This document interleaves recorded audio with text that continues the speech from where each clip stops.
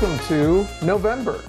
You are listening to Walking Stories, the California Walks podcast, where we learn from the lived and learned experiences of the community and talk about urban planning, design, and how to make our streets safer.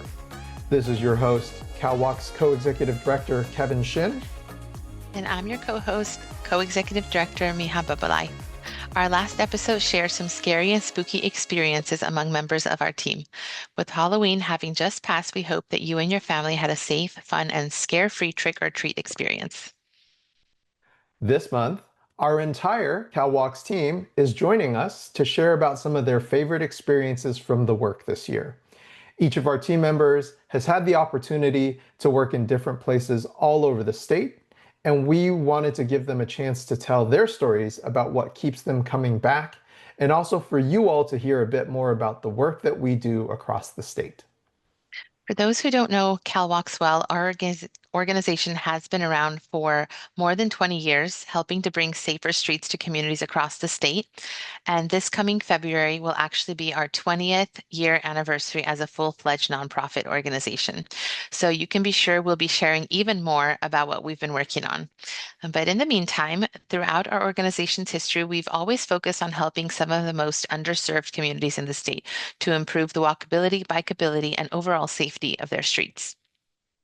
Everything from walk audits with local leaders to new infrastructure to capacity building with local groups has been a part of CalWalks' efforts over the years, and we are excited to have built a great team over that time that is dedicated to the cause of making our streets safer and bringing more transportation choices to communities.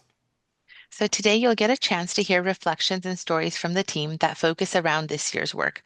We'll start with some introductions. Marta? Hey everyone, my name is Marta Sicairos. I'm a Community Programs Director here at CalWalks, and I've been with the organization now for close to 5 years. So excited to be here. Thanks, Marta. Emilio?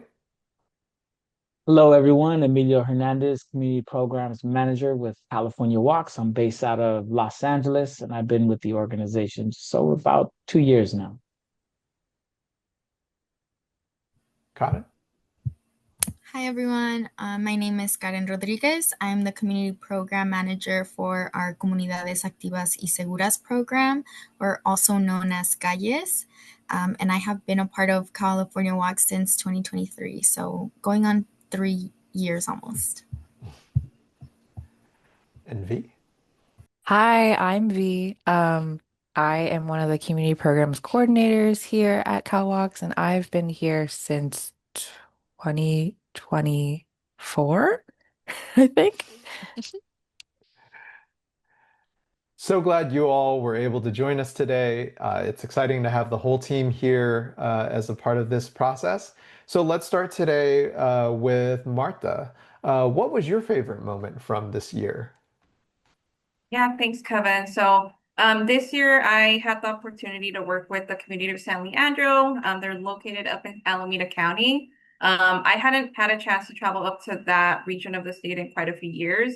The last time I was up there was probably at my previous role. So it had been some time, and I was honestly really excited to get to travel up to the Bay Area and also meet some of my colleagues that I hadn't met in person before. I think one of my favorite things about working with the San Leandro community and the planning committee as a whole was that they were a lovely group of people to work with. It was a very diverse group. We had a lot of representation from different agencies, from different community-based organizations, including the San Leandro Human Services Department, who were really one of the key stakeholders and the leads for planning the CTBST. We had folks from the Engineering and Transportation Department, Alameda County Transportation Commission, and also residents who were heavily involved in previous efforts as senior commissioners for the community. So it was just great to see a group of people really dedicated to this effort and willing to come out and participate in the CPBST. I think one of my favorite moments was actually the site visit for San Leandro. So typically we walk one route with the community members, and our team goes on a second route, and we walk that route on our own. But folks were really excited about getting to that second location, right? So they got the city had a few vehicles ready for folks to travel to that second location since it was quite a bit more than walking distance away. So we had to drive to that second location. Um, after the first walk assessment, folks got in their car, they headed over. A few folks got on their scooter, I believe, and maybe one person bike there. And everyone just met at that second location.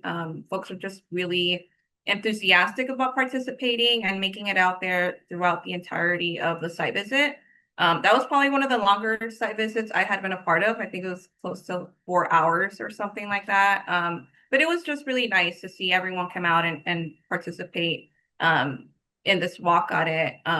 Again, the city did a really good job about organizing the vehicle pickup and drop off for folks. So that worked out really well. And also the workshop was amazing. We had an amazing turnout, and I think that just really speaks to just how connected folks are in the community, to the residents, to folks who are involved in, pedestrian bicycle safety around the community. And that was really exciting for me. One non-program related highlight following the San Leandro workshop was getting an ice cream sundae at the Ghirardelli Chocolate Factory with Karen. So that was a great way to wrap up the workshop. And I feel like I want to go back just for the ice cream alone. So yeah. That's fantastic. And just so our listeners who may not be familiar with some of the acronyms that we use, do you want to quickly explain CPBST? Yes, I call myself Community Pedestrian and Bicycle Safety Training. So that's one of the programs, and Emilio manages that program. So it was just great being able to support both teams this year. That's fantastic.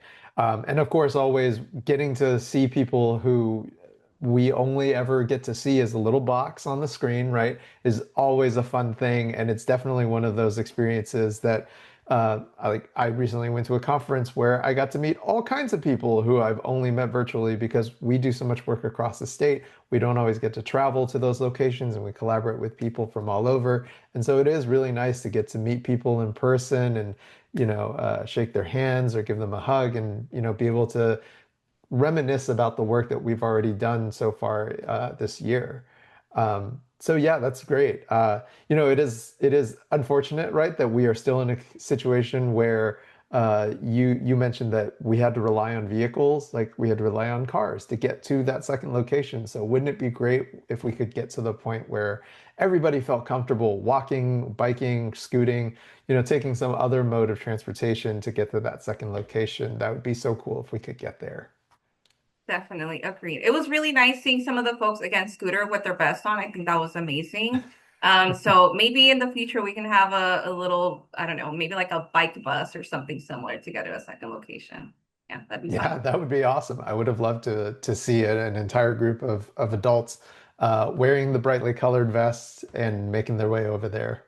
Yes, that'd be fun. I was present and supporting Marta's workshop that day. And for it being a very early workshop, people were ready to talk, people were ready to identify their issues. People had been waiting for this, definitely, and they were very enthusiastic. And I think that's always lovely to see. You can definitely see that the community made itself present. And I think we touched on issues as an organization. I think we learned something new regarding accessibility needs. And so I think that's something that's wonderful about our program is that we're always learning. And this workshop definitely, I think, asks us to kind of broaden our view and how we think about safety, walkability, safety, and bikeability. So I really enjoyed getting to know the folks there and listening to them and their experiences. It was definitely a new demographic that I hadn't worked with, so I enjoyed it. Very cool. Well, thanks for sharing, Martha, and thanks for that little extra bit, Karen. So let's actually go to you, Karen. What was your most memorable moment this year? Yeah, so for me and Marta, it worked out because I my workshop was the day before the San Leandro workshop in the Ashland Cherryland community. And just to reiterate, the Gaia's program, I help lead that program. And the Gaia's program is our community program that's led completely in Spanish for Spanish monolingual communities.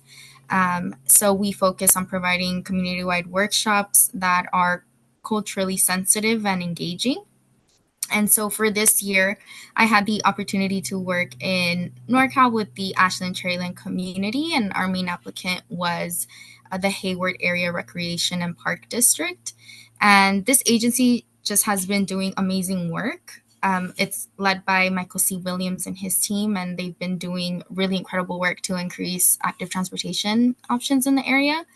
And the agency is currently working on developing the San Lorenzo multi-use path for walking and biking that will ultimately connect 6 communities east to west in the Hayward area, including San Leandro, San Lorenzo, Ashland, Cherryland, Hayward, and Castro Valley. So this multi-use path will run approximately 5 miles. So it's very significant in the community of Ashland and Cherryland.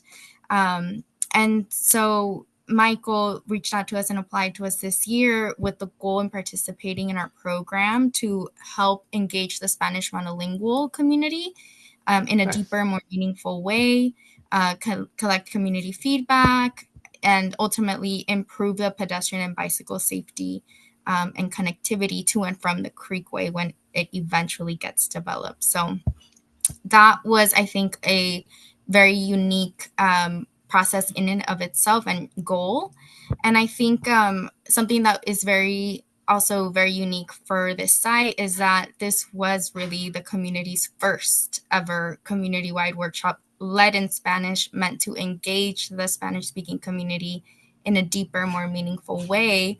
And so, we were just happy to be a part of it. And ultimately, we were able to host about 13 participants and discuss what walking and biking, what accessibility would look like, right, for this creekway to and from. So we got really amazing feedback.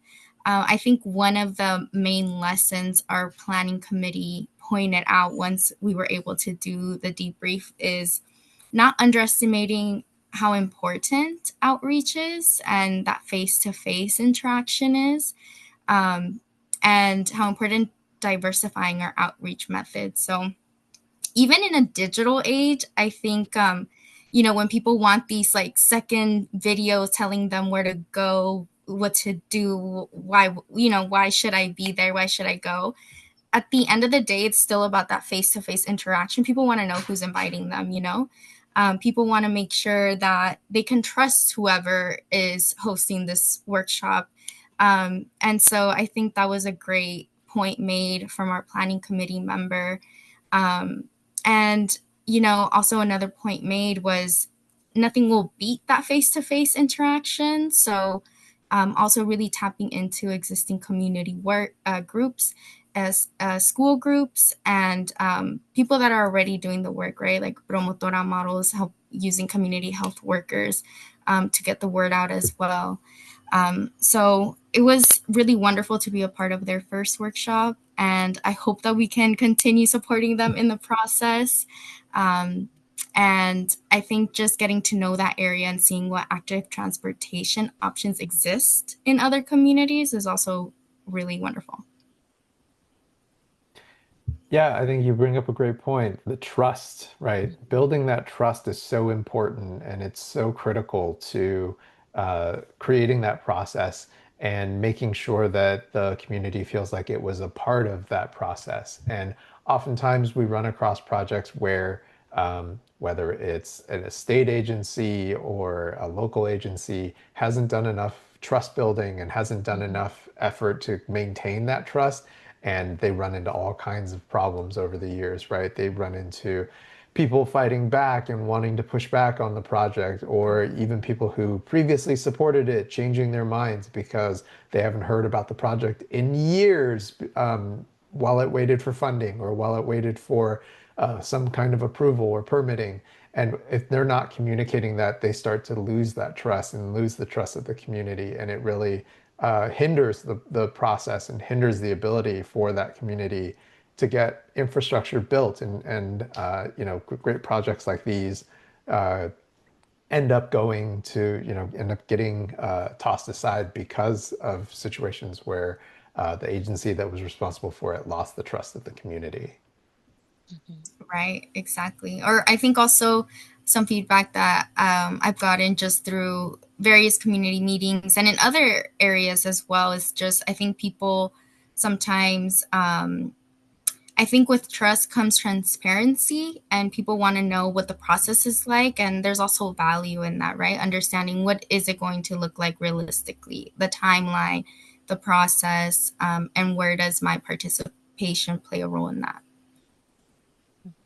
For I think sure. it's neat. For me, it was neat to see San Leandro and Ashland, Cherryland in the application pool because we don't do very many workshops in Northern California. Although the programs are statewide, they tend to skew Central Valley and SoCal. So to have both the CPBST and Acayas in the same county, I think was really cool. And I think that um, it it's good to be reminded that even in these areas, right? Both of these are technically in the Bay Area. When you say Bay Area, people think wealthy communities, Palo Alto, San Jose, they must have, good walking and biking infrastructure everywhere. People must be, using their scooters and their bikes to get everywhere that they want. And that just isn't the reality.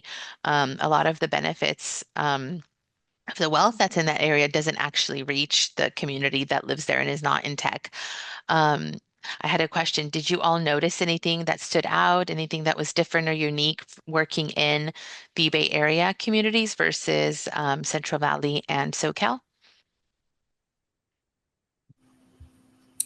I think for me, it's just the options that are available. One of the things about the Creekway is that they're very intentional about connecting it to existing transit options like the BART, right? Or Hmm. other trails, Hmm. parks. There's so many options and things that I think are being done very intentional.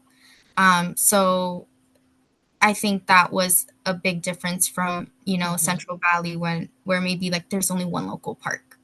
Hmm. I think it's great though, because I think it informs our work too as we work in other communities to see what is possible and what intentional planning could be. And obviously that changes with every community. Hmm. But I think I think it's just wonderful to get to see it and evaluate it as well with community members. Great. And Thanks for I'll just, sharing. yeah, thanks for sharing that. And I'll just add, I think connectivity seems to be big out there. And even with San Leandro's planning process, right, they want to make sure. So just to backtrack a little bit, Karen shared that this was a different demographic. And we were working with older adults, so folks age, the target audience was folks age 50 and older, and people with disabilities, right? So that's a different demographic. And Hmm. when you look at the infrastructure, you're like, yeah, like things are connected. There are sidewalks, there are crosswalks, but there's still a missing element of how do we make this accessible for folks who are older who need to use maybe other transportation services to get to key locations, or what are like there are folks who are visually impaired who maybe Hmm. need additional infrastructure in place, like what was it? I think the auditory signals, right, to cross the Right. street. So those are different elements that I hadn't really thought about in this kind of work. And so this was really eye-opening. Like, what else do we need to consider outside of like what we're normally used to? So again, big learning experience for San Leandro. Hmm. That reminds me, not from this year, but one of my earliest workshops that I did with CalWalks, we had gone to a community that had no sidewalks, very minimal roadway infrastructure, and I could say almost no pedestrian and bicycle infrastructure. And I thought, wow, this is where we need to concentrate our efforts. This is, they have all the needs. And then in the same year, I ended up going to a community that had pretty good sidewalks, had bike lanes painted. And when I got there, I judged. I was like, why are we here? They have all this stuff, that community. But when you consider the users and when you consider the community and their particular needs, you see that you know, both communities are equally in need, but in different ways, so that who is there and who wants to prioritize walking and biking can actually get to where they're going. So it is really cool to visit different places in the state because you're right, like the so many lessons can be learned, and just taking everything at face value when you see the layout and the built environment, doesn't often tell you much of the story. Yeah, for sure. And so I just want to make sure, Karen, you brought up the CALLE's acronym. So you want to take a quick moment and define that? Yes, so the Calles program is a Comunidades Activas y Seguras program, and we work to provide community-wide workshops focused on walking and biking safety issues in Spanish for Spanish monolingual communities. Awesome. Thank you. Okay, V, would you like to share your story, your thoughts? Yeah, my one of my favorite moments from this past year is a really, really tiny moment, but has so much with what to do, so much to do with what Karen was just talking about. And it was in Corona, and I was actually just there to support Emilio, who is the lead of this program, but he wasn't there for this moment. And I was working in like I was kind of managing the tabletop maps in the back of the room. And most of the people were out on the walk assessment. And I was just at the tabletop for folks who wanted to stay inside and not do the walk assessment physically. And I was sitting there with some like older white men. And one of them was a city staff, like he worked in the public works department. And we were just kind of chit-chatting, talking about the map and their ideas about what they wanted to see improved. And this mom comes up with her kid, and I can tell that they're like pretty excited to be there. But she seems really nervous to like say something. And so I'm like about to start explaining to her like what we are doing. And one of the city staffers next to me just says, "Hablas español," in like a beautiful accent. And I was like, whoa, where did that come from? And the look of relief on the mom's face was just like so beautiful and like important. And yeah, like obviously there was the shock and surprise of this man speaking fluent Spanish. And he like explained that he like worked in Mexico for a while, and so that's how he knows it. And yeah, it just made me think about how like we always offer to have interpretation available at our workshops, and a lot of times our, at least on the CPVST side, um, a lot of our PCs or planning committees usually turn it down because they're unsure about getting folks who are monolingual speakers, Spanish speakers out, because outreach is tough, so many different reasons. But this just reminded me that like it might be important that we have interpretation available, even if we don't think we're going to need it. Um, and just to get that one mom's input and her son's input, I think is worth it. And was really, yeah, just really beautiful and important. And I was like, oh man, yeah, we have to really be like getting everyone's opinions and not just the people who traditionally might be able to give their opinion. So That's a beautiful moment, and thank you for sharing that. And that really highlights kind of the reason why our CAIS program exists in the first place, right? Like having communities where other languages, whether it's Spanish, whether it's Vietnamese, whether it's Chinese, Korean, like having communities that speak these other languages and them feeling like they don't get to participate in the process really cuts out entire populations and entire groups of people who may actually be the largest users of walking, biking, and public transit in those communities. And so it's always fantastic to hear that the that actually, that there are city staff who have dedicated themselves in some ways to learning the languages and are able to communicate with the communities in the native language of the community and have that opportunity to gather that input and be able to take all the thoughts that come from people like this one mother and her child and be able to incorporate and include that in future discussion and future conversations and have it be a part of that plan. So I think that's a beautiful story. Thank you.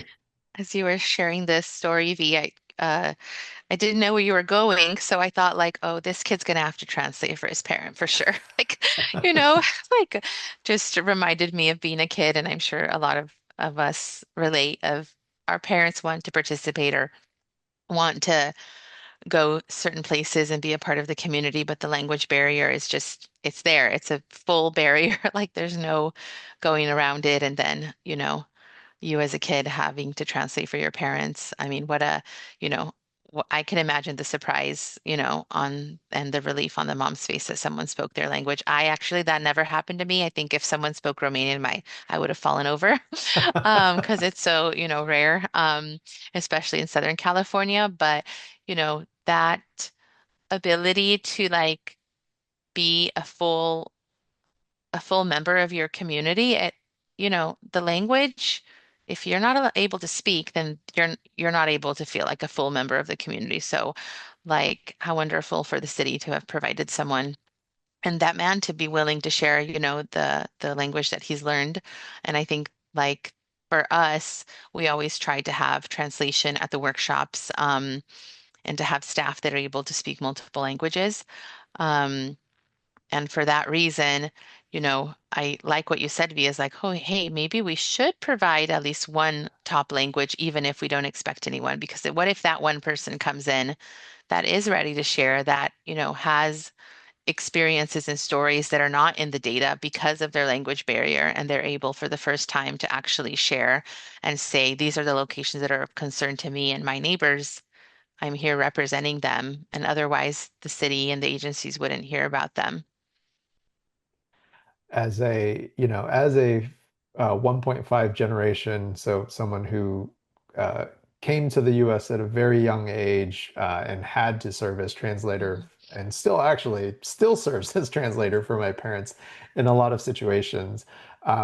Yeah, I think that having the resources and having the ability to have that communication available is definitely something that, and to Martha's story earlier about like disability access. Like it just Mhm. needs to become one of those things that when we think about doing workshops or when we think about Mhm. programming, and this is for folks of municipal staff who might be listening, it's really important to have those elements included because and budgeting for them and making sure that you're working with a local CBO who recognizes and Mhm. understands the landscape of the local population and can really help steer you in the right direction when it comes to the need and the necessity for those items and for those services.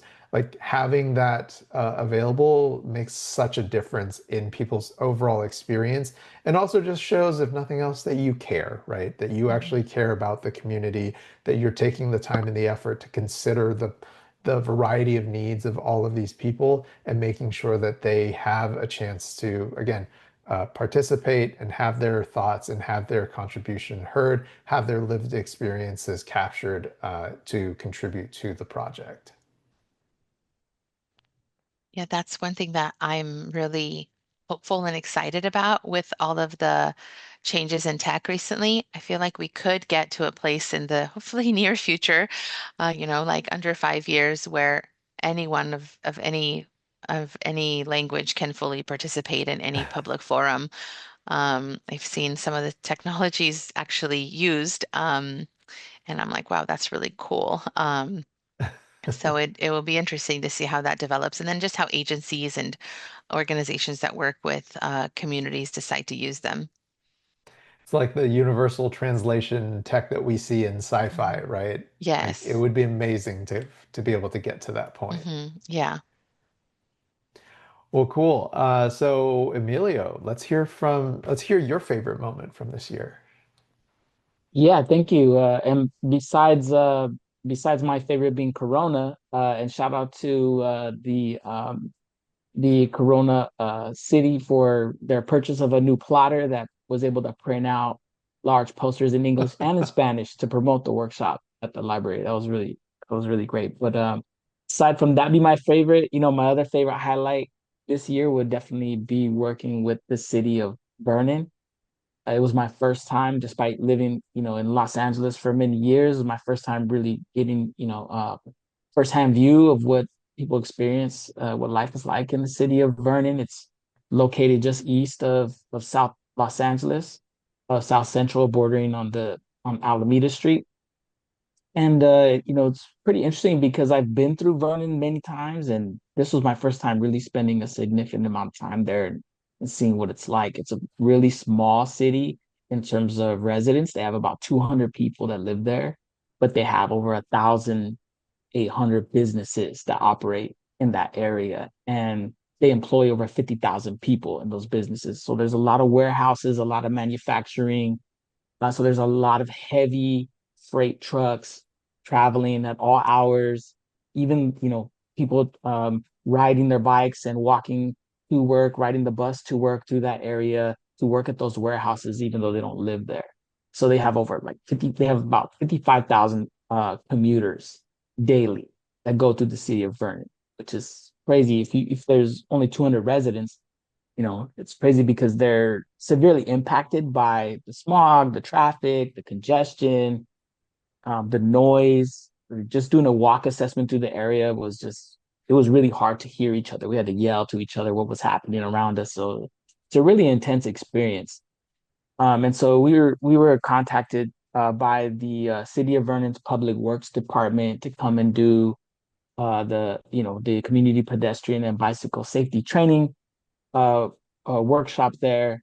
And so they wanted really just for us to, get feedback from the community, the residents that live in the area and people that work in the area about, what are the current conditions like, as well as get feedback about, the future enhancements and improvements that are being planned and are underway currently.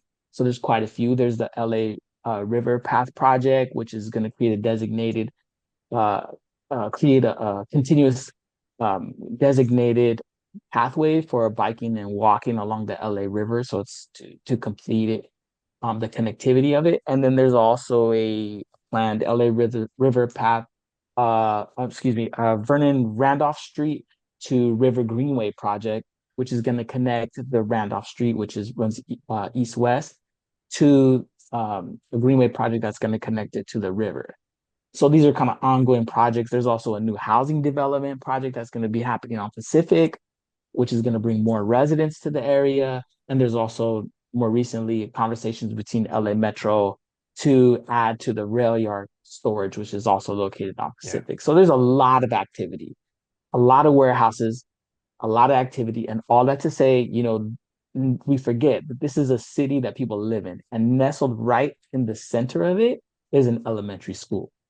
So Vernon City Elementary School is located right on Vernon and South Santa Fe, which is like the main transportation corridors, north, south, east, west.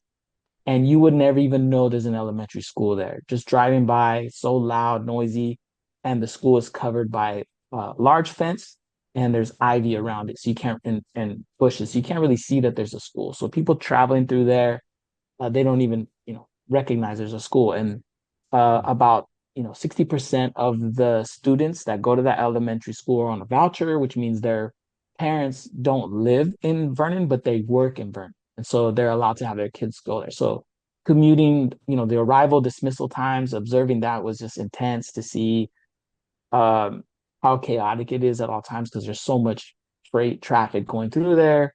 Some of the main concerns that came out of the workshop that we did in June were definitely like, frustrated drivers, speeding, not yielding to pedestrians. I mean, shout out to the crossing guards who are there. They do a great job. Shout out to the principal at Vernon Elementary School because she does a great job working with what she has. And one of the requests that they had at the workshop was definitely to add more signage and more visibility of the school being there, as well as other safety improvements. So for me, it was a highlight because, the city was invested in the improvements, and getting real feedback and communicating with the residents. The residents that showed up to the workshop, they were engaged. Principal hosted us at the auditorium there at the school. And then we had a lot of the CBOs from surrounding areas, like people from Mobility Justice, Tree People, Nature for All. And there was a few other groups that were involved. We had a great interpreter that was that came. So we were able to provide it in both English and Spanish. So we really got a good workshop and a lot of productive feedback to contribute into our recommendations report.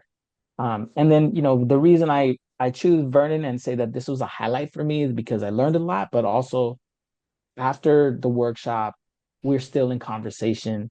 We're still bringing in new people that are interested in participating. There's been already kind of some of the low-hanging fruit improvements that could be done quickly and easily, like adding some signage and visibility around the school regarding like turning and no left turns on South Santa Fe out of the school.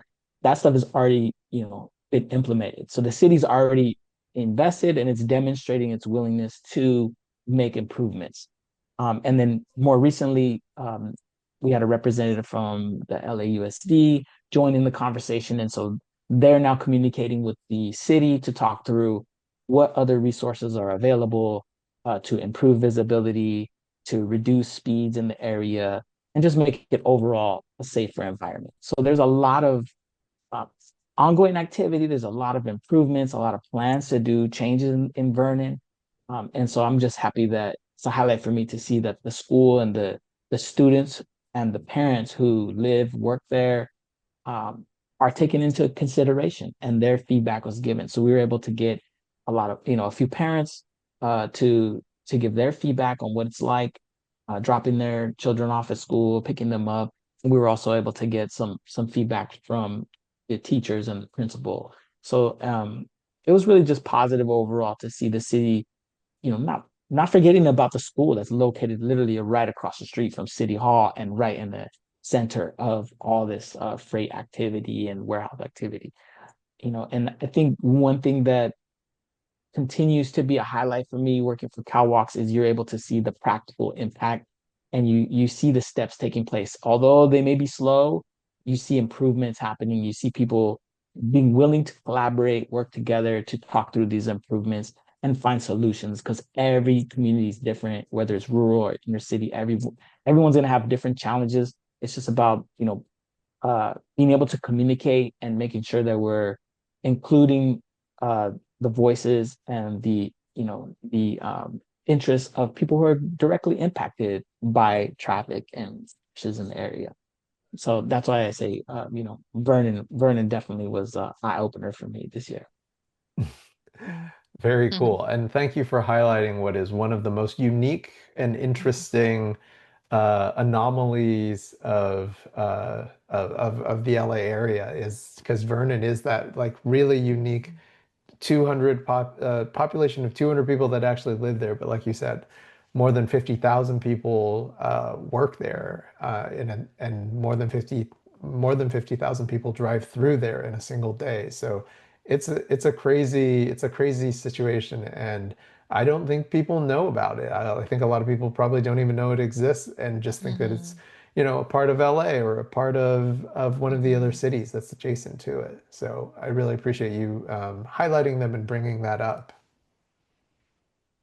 Yeah, we work with a lot of school communities or have done workshops with school communities and work directly with schools and um, they have some of the highest needs around accessibility, walkability, and bikeability. I mean, we can talk about like adult needs to get around, but like then that's compounded when you're like a little person, and you depend on other people to take you where you need to go, or you would need to make it yourself. You need to figure it out yourself because your parents are working in a different community or you have no one to really um, take you or lead you to get to, like you say, the park, the school, and all of that.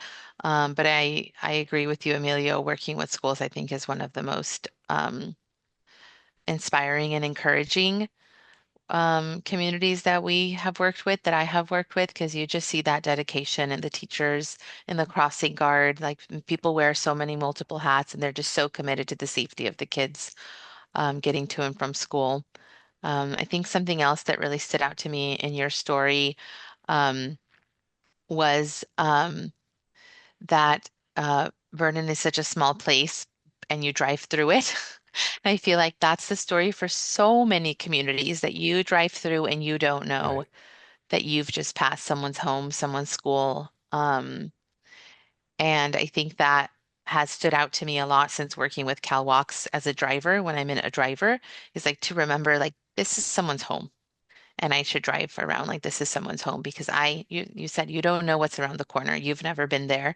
You don't know that that building over there is a school and in 5 minutes, 100, 200 students are going to rush out and want to go home. And I think just seeing communities as more than places that we drive through and places that are leading me from one place to another, seeing them as the the place someone does their life, someone plays, works, lives, and to be really respectful of that. And I've definitely, since working with CalWalks, have become more aware of that. And I've had a lot of people, workshop participants, agency staff that say after the walk assessment, wow, I don't think I'm gonna ever see the built environment. I'm not gonna see the roads again. And I'm like, I love when someone makes that comment because it's like, okay, like you got it. Like on some level, you're like, okay, like this is starting to click. Like this is very important. It's important work and it involves, the most vulnerable, like pedestrians are the most vulnerable, bicyclists are the most vulnerable road users. Um, and a lot of the times we're the last to be thought of when our communities are built.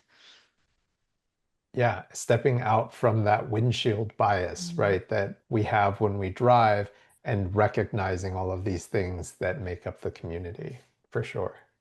Yeah. Yeah, I'm looking forward to seeing Vernon in the next 10 years, 5 to 10 years, and seeing it transform from a freight, you know, business travel area to seeing these greenway projects pop up, to see, Mhm. designated bike lane and see a reduction of traffic overall, Mhm. reduction of noise, and an opportunity for young elementary age school children to grow up in an environment that's not constantly, you just hear constant traffic all the time, because that that could be a very difficult, I imagine, a very difficult environment to learn and focus Mhm. in.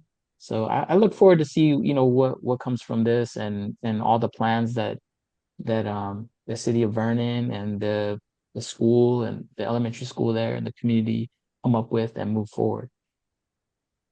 Yeah, thank you all for sharing your memories and your highlights from this year. Um, we're really excited to be able to do such amazing work with wonderful communities across the state.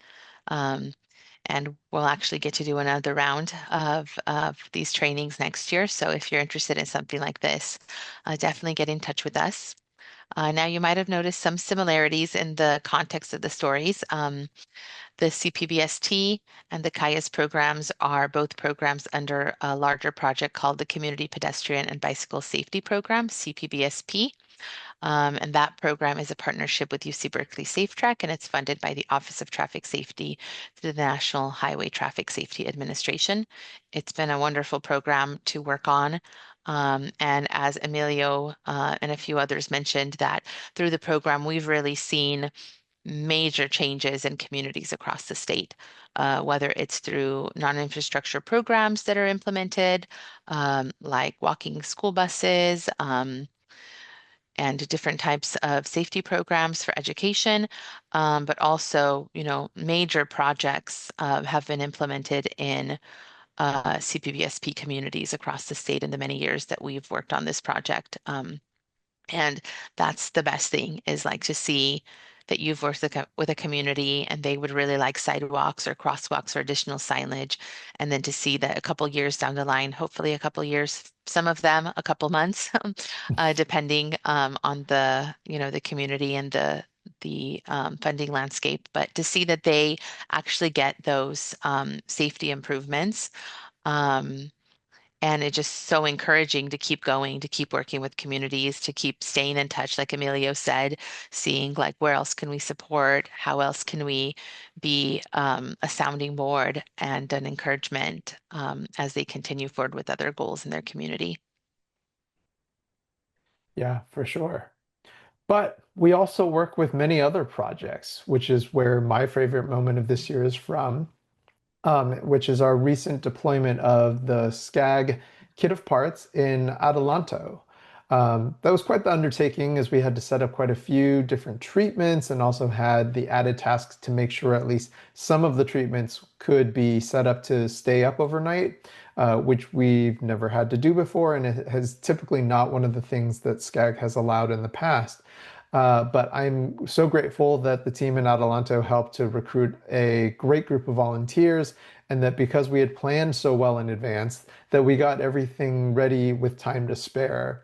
And then while the afternoon got off to a bit of a slow start, we definitely began to see people make use of the parklets when people were arriving. And as people began to gather more for the movie night, we got to watch people slowly adapt to and make accommodations for the presence of a new temporary crosswalk on the north side of the park.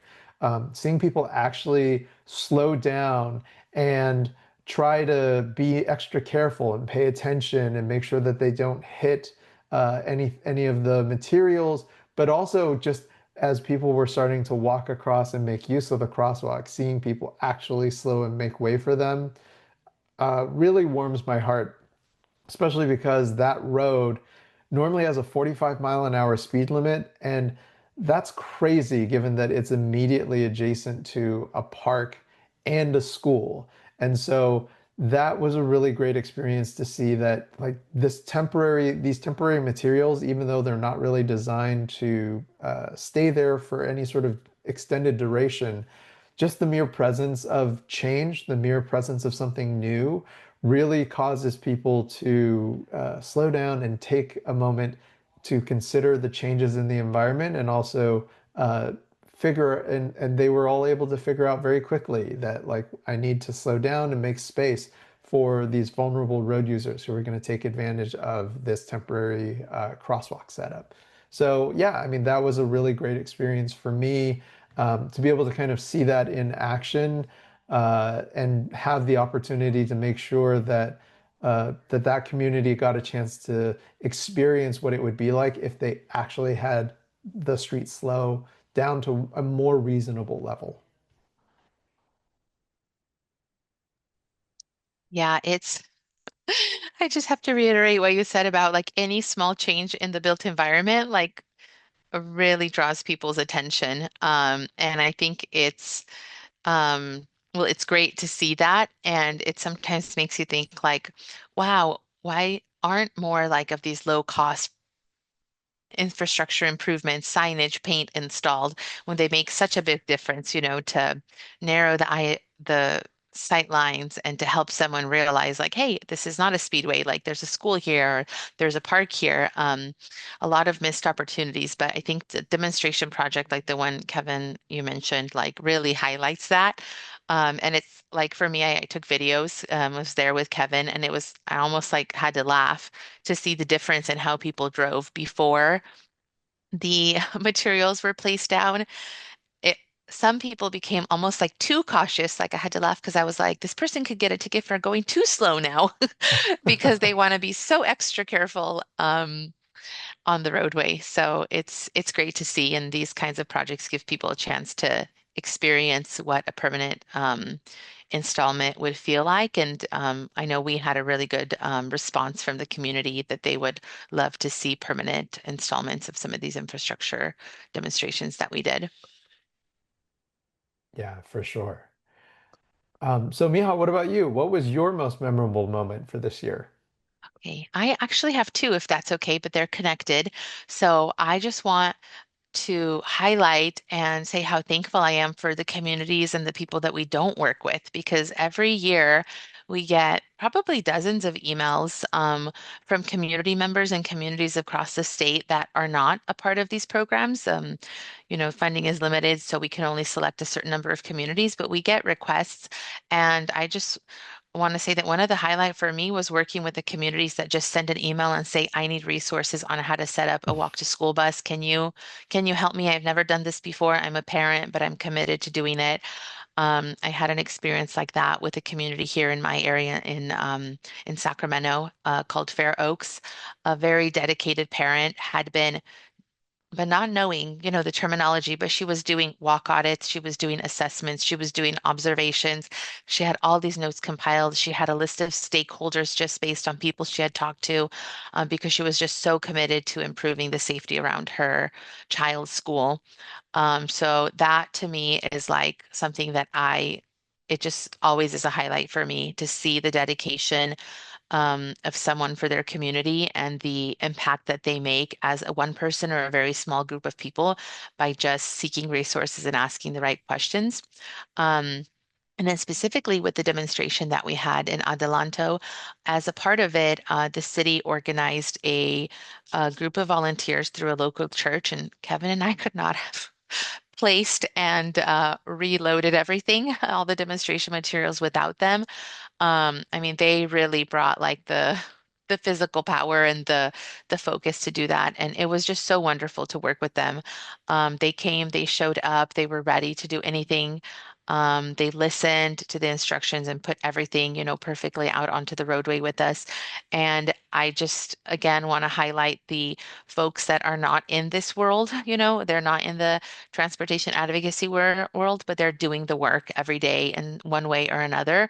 And we're only, a group of six, but there's hundreds, if not thousands, of grandparents, parents, crossing guards, principals, teachers that are moving this work forward every day in their community. And that stands out to me this year, mostly because of the wonderful volunteers from Adelanto. I think they played a huge impact in the success of the program. And if we didn't mention them, probably nobody would know of them because they literally just wanted to show up, do the work, and then, go into the background.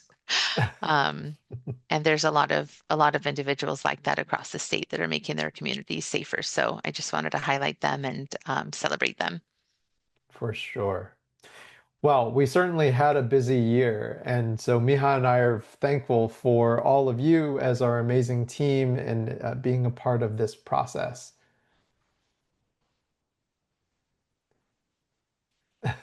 Thank you for all the hard work, for all the many hours of travel, um, for all the late nights and really early mornings.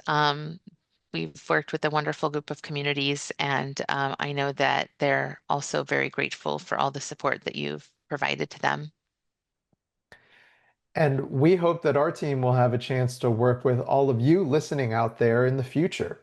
Our small but mighty team is always looking for new communities to work with, so if you haven't had the chance to engage with us, please don't hesitate to reach out at info@calwalks.org. Yeah, we especially would love to work with more communities from the far northern reaches of California, where we know there's a lot of need but not as many resources. Please reach out to us as we'd love to hear from you and see how we can help. And with that, we are wrapped not just for the day, but for our first season of Walking Stories. We hope you have enjoyed hearing the many stories, and we are excited to bring you more next year. Yeah, and if you have a story you'd like to share with us, don't hesitate to reach out. You can email us at info@calwalks.org. Thanks for joining us for this season's final Walking Stories podcast. We hope you learned something and are inspired to help create safer streets for travelers of all ages in your community. Please help us out by sharing this podcast with your friends, family members, colleagues, and anyone you think would love to learn about safer streets. You can also support our work by visiting calwalks.org/donate or purchasing your very own CalWalks merchandise at our online store. Links are in the description, or you can visit calwalks.org/merch store, and you can get a great t-shirt like this one that I'm wearing right now. And if you have ideas for topics you'd like to hear in future episodes of Walking Stories, or again, to share one of your stories, just share or comment below or reach out to us. And please make sure you comment, like, and subscribe, and share this podcast with your friends and neighbors who you want to inspire to join you on a crusade to make your neighborhood streets safer. A special thanks to the team at the California Endowment, whose generosity helps to make this podcast possible. Thank you all for exploring your community with us. We'll be back with more stories next year.